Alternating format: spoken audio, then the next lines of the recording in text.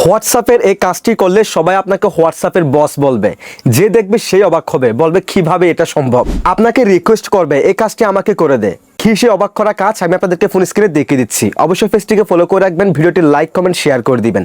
তো চলুন কথা না বাড়িয়ে ভিডিওটা শুরু করা যাক। সো এই কাজটি করার জন্য শুরুতে আপনি আপনার ফোনের হোয়াটসঅ্যাপ অ্যাপসটা ওপেন করে দিবেন। এরপর এখান থেকে থ্রি ডট মেনু এই অপশনে ক্লিক করে দিবেন। এরপর এখান থেকে সেটিংসের এই অপশনে ক্লিক করে দিবেন। দেন এখান থেকে চ্যাটস নামে একটি অপশন আছে, এই অপশনে ক্লিক করে দিবেন। এরপর এখান থেকে ডিফল্ট চ্যাট থিম এই অপশনে ক্লিক করে দিবেন। এরপর এখান থেকে ওয়ালপেপার নামে একটি অপশন আছে, এই অপশনে ক্লিক করে দিবেন। দেন এখান থেকে চুজ ফ্রম গ্যালারি এই অপশনে ক্লিক করে দিবেন। দেন আপনার ফোনের গ্যালারিতে নিয়ে আসবে। এবার এখান থেকে আপনার ফোনের যতগুলো ছবি আছে সেগুলো শো করবে। আপনি জাস্ট এখান থেকে যে কোনো একটি আপনার ছবি আপনি সিলেকশন করে ফেলবেন।